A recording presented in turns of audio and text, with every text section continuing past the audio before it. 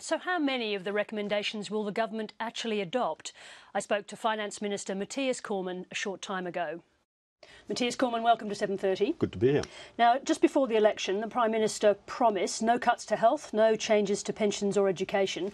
Does that mean that you're bound to ignore most of these recommendations? Well, the Commission of Audit report released today shows that the spending growth trajectory that we've inherited from Labor is unsustainable. That actually wasn't my and question. needs to be I'm just going to jump in right there because my question was, given the promises before the election, are you bound to ignore them? Well, we will stick to the promises we made before the last election. What we've said for some time now is that we will implement the recommendations made by the Commission of Audit, those that we accept, in a way that is consistent with the commitments that we made before the last election. Now, the point here is the Commission of Audit identified that the spending growth trajectory that we've inherited is unsustainable and needs to be addressed. They've made recommendations for structural reforms and structural savings. The government in the budget will implement structural reforms and structural savings which will build over time and put us back onto a path to a believable surplus. All right, let's have a look at some of those recommendations. I mean, some of them are very radical recommendations. Some of them are going to go straight in the too hard basket, aren't they? Well, as invariably is the case with these sorts of reports, there will be recommendations which we can accept immediately and act on. There will be some recommendations which will require some further detailed work before we can make final judgments, and there will be some things that we'll not be able to do. We haven't today provided a response to each of the recommendations. The Commission of Audit report is a report to government, not a report from government. Nonetheless, you're here in our studio, so let's talk about some of the detail.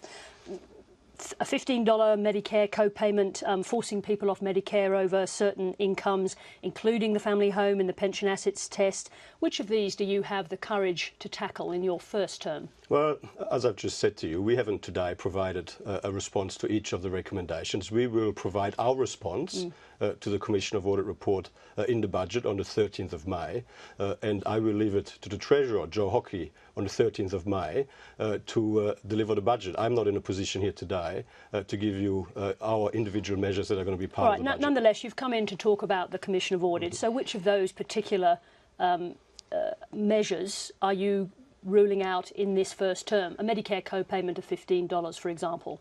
Well, as I've just said to you, I'm not going to be commenting on specific recommendations here today. The government will be pursuing structural reforms and structural saves, but we will not be accepting every single one of the recommendations that is in that report. So which ones are you inclined to accept right now? Well, and we will be making that very clear in the budget on the second Tuesday. All right, look, let's talk about the welfare changes proposed, because some of those are amongst the most swingeing and, if carried out, would have the biggest effect on some of the lowest income members of our community. Before the election, when the Labour government had tried to rein in increases to welfare spending, your government called that an attack on families. So I presume you must see the Audit Commission in the same way as an attack on families in that area. Well, under the previous Labour government, there was waste and mismanagement as far as the eye could see. There was increases in spending as far as the eye could see. Labour kept talking about constraining spending growth to 2% in real terms year on year. But we're talking specifically, Mr. Cormann, I'm just going to interrupt you for a moment, because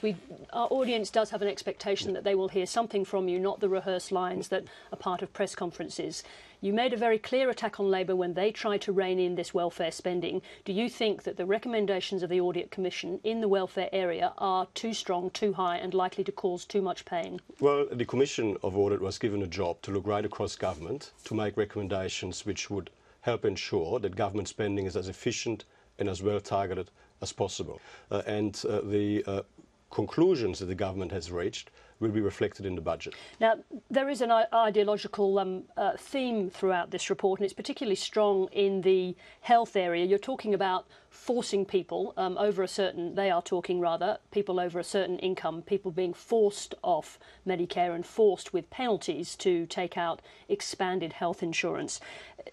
Are you on the same page as the Commission of Audit in relation to that ideological move to, as it were, Americanise our health service? Well, I let the Commission of Audit members speak for themselves. As far as the government is concerned, our commitment is to repair the budget mess that we've inherited. Does that mean a fundamental change to Medicare, that there are people who will no longer have access to Medicare? Well, there will be structural changes in the budget. What does that mean in relation to Medicare? And you will have to wait Well, give me an indication, at least give me an indication of the way that you are thinking in that area. So right now, government spending is heading for 26.5% as a share of GDP. That is not sustainable. So we're looking right across government. We're talking about Medicare here. And as far as health is concerned, our commitments in the lead up to the last election were very clear.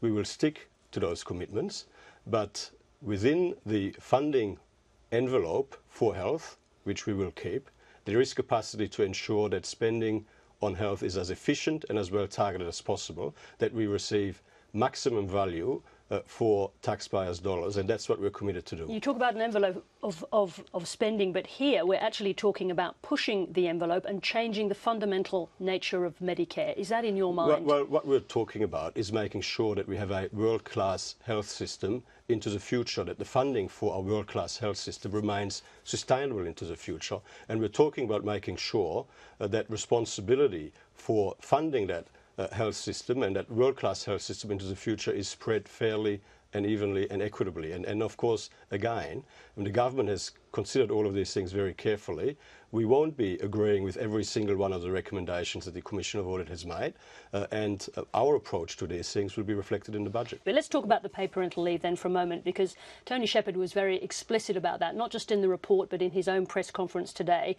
He made it clear that he believed that the amount available should be cut to $57,000 and that the savings should be ploughed into making more childcare available. Is that something you accept? Well, I mean, we have taken our proposed paid parental leave scheme to 2 elections now. It's an important economic and social reform. It's an important workforce participation measure.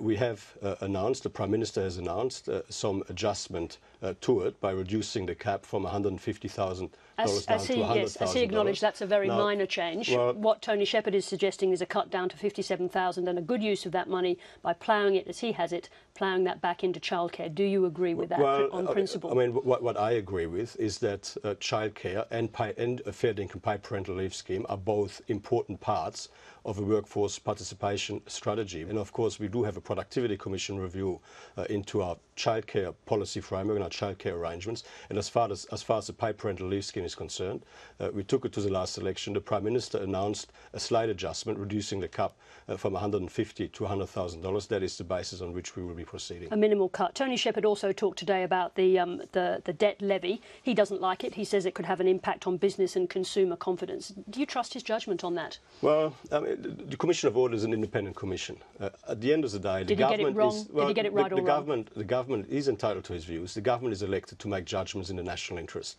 We don't make these judgments for fun or because it gives us any pleasure. I don't think anybody thinks this was done for fun. Because we're focused on how best to strengthen the economy. Now, we've inherited a significant fiscal challenge. We've inherited $123 billion worth of projected deficits and a spending trajectory that continues to deteriorate over the forward estimates. Which you were aware of before the elections. Which begs the question, why now a broken promise on tax? Well, I don't necessarily accept that characterisation, but the extent of the deterioration beyond the forward estimates is massive. Now, the structural savings that we're implementing through the budget, that we're pursuing through the budget, will start low and build over time. There is a need for an immediate, transitional, short-term effort. And so if you want to spread the effort fairly and equitably across the whole community, inevitably you do have to consider potential measures through the tax system. Not because we like it, but because there is no other option in that context. A broken promise is a broken promise, Mr. Cormann. Well, we are committed to repair the budget. Is a broken promise not a broken promise? It's a very simple question. You promise one thing, you're doing something else. We will keep our promises and we will explain ourselves to the Australian people over the next 2 weeks and beyond, at the budget and beyond. And of course, ultimately, it'll be up to the Australian people to make a judgment on whether they believe that our judgments were fair and whether our judgments strengthened Australia or whether they take another view. We'll look forward to the explanation on the broken promise. Thank you very much indeed for joining 7:30. Thank you. I'll be back.